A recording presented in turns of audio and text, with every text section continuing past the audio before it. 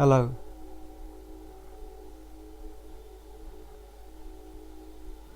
I like this music. It comes from The Last Samurai. It has a kind of grueling, rolling dark clouds about it. I always find that refreshing because it knocks something out of me. My pride, my demand for comfort. And in that grueling sense of life, I feel hope.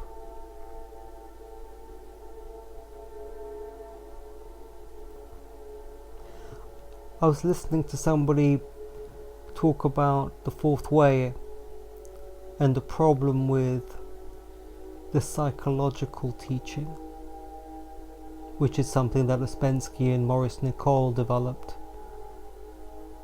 And it didn't really reflect how Gurdjieff taught, but those two were obsessed with it.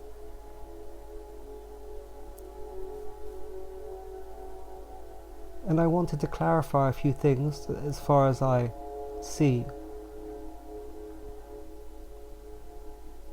So what is a psychological teaching? Well, if you work with your psychology and you talk about your psychological problems, you are not moving very far away from yourself. Isn't that what everybody else does in the coffee shops of the world? Talk about their problems, their feelings, their relationships. So a psychological teaching is staying the same, is not being brave, not entering the unknown, not fighting and not living like Gurdjieff did. Gurdjieff was a great warrior, a very subtle man.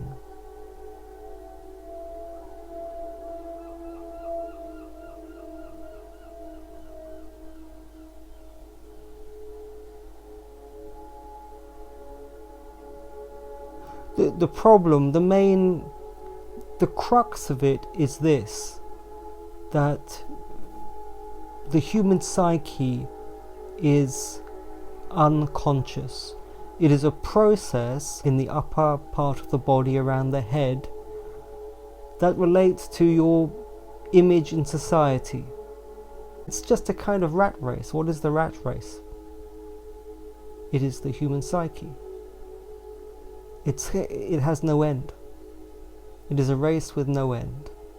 And it sort of, the energy goes from you into somebody else, and from somebody else into a third person, and it just goes round. And people are lost in it.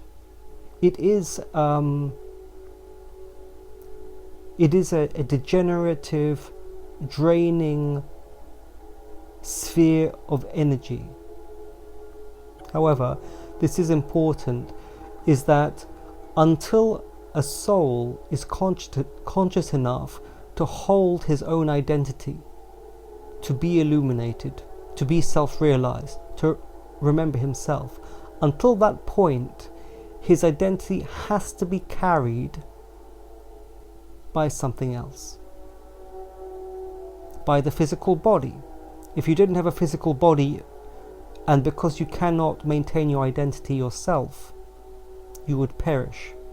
And so you're given a body, you're given a planet, and you're given this psychological collective process in order to keep you alive.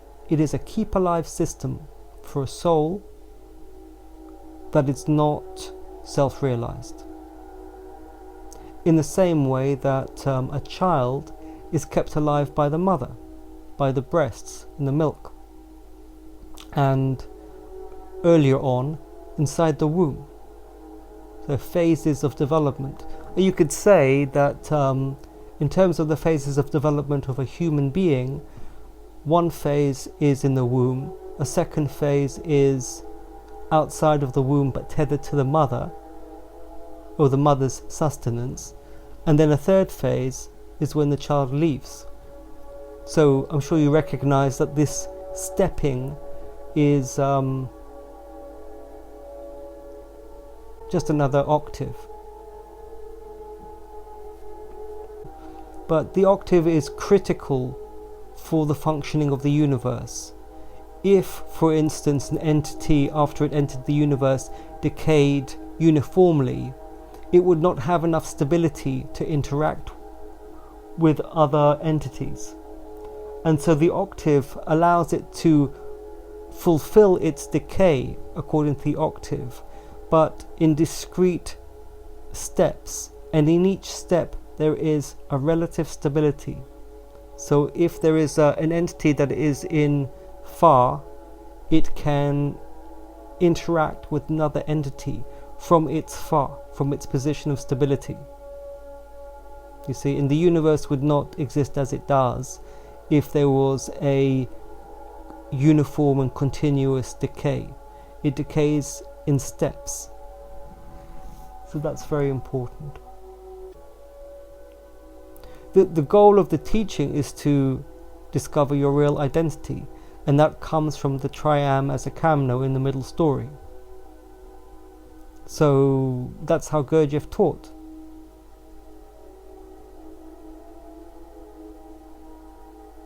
When you see Gurdjieff teaching in meetings in Paris, which is a very long and large compendium of his notes, of his encounters with students, you can see that he is guiding students according to their ability. Some have to observe themselves, some have to work more physically, emotionally, or intellectually. Some have to try and teach, some have to try and not teach. Some do more Christian type of conscience work when he advises them to think about their parents and about their responsibilities towards life, what they've been given, and to repair the damage done by their ancestors, for instance.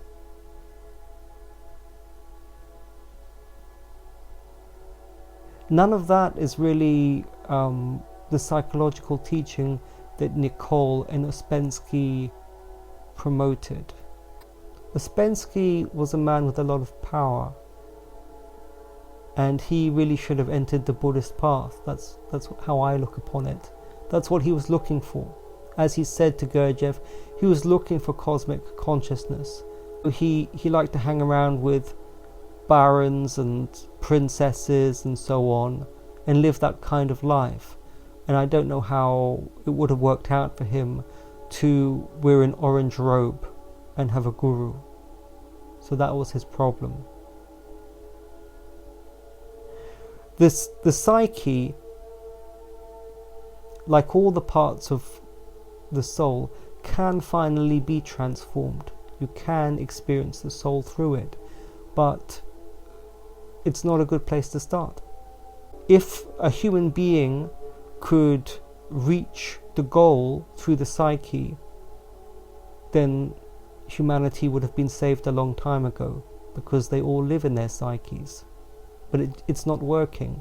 If you can imagine there are 8 billion people on this planet, all roaming around their psyche every day, and not a single one of them knows what's going on, you can see that it's a very bad place to begin your journey. In fact, you have to step away from the world in order to get a vantage point to observe the world. That's a rule. It's just too close to you for you to be able to understand what's going on. And that is also why Western psychotherapy normally fails. And if it succeeds, there are some brave people like Fritz Perls and Arthur Janov. And I heard that Frances Janov, Arthur Janov's wife, died just a week ago. They were very brave people, and they did work in the psyche, but they used tremendous force. They were very brave, and if you're very brave, then unusual things can happen. And through my own experience, I know that if you have psychotherapy with a teacher or a therapist who is himself illuminated, then there can be a transmission. But I think that's rather rare.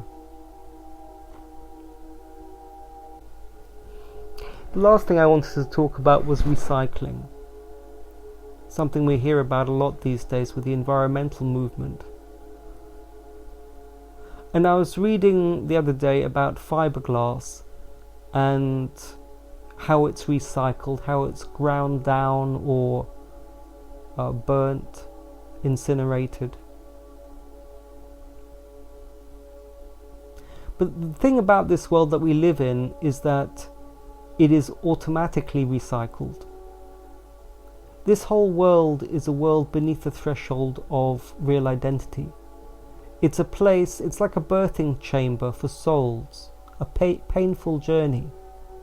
People who come here always suffer because we are half alive and half dead, and we feel joy and pain together.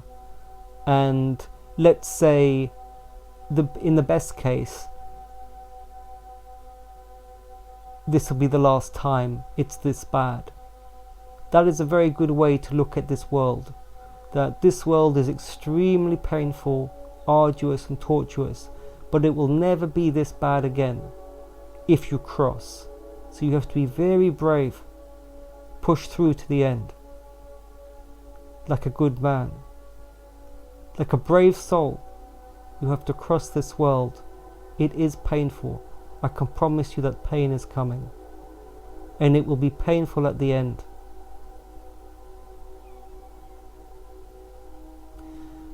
And when you get old, you get tired. I can promise you that too. Keep your goals in life modest. It will be difficult at the end, so become used to bearing difficulties and know what to do. For instance, if you're in great pain, if you're really sick, then if the quality of your meditation or prayer is of very high degree, you can move beyond it. Even extremely painful things, you can move beyond it, and that will help you. At the end of Gurdjieff's life, he was in tremendous pain.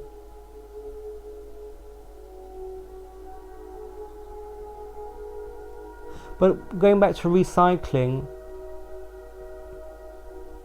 this entire world being underneath the threshold of identity, of real identity, inevitably just falls apart, and it's automatically recycled, and it is okay.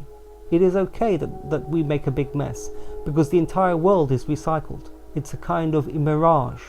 So we don't have to be that worried about the earth. Of course, if we try to take care of the earth, we're trying to learn about life, about being blissful and abundant and joyful and of a higher nature. But we don't need to be unnecessarily worried about the earth, because we live in a world that is designed for this purpose. There will always be disasters here. There will be tectonic shifts, volcanoes, and Atlantis will be pulled down into the ocean. Everything has to serve its purpose, and if you can hear God, then you know everything's going to be okay, because you do the job that is needed. Somewhere between the first birth and the second birth, there is a price to be paid, and this life is that price, so pay it. And in so doing, you knock away so many illusions that people have. There is a time to be free and express yourself, but the other half of the bargain is that you do what you're told to do and what life needs you to do.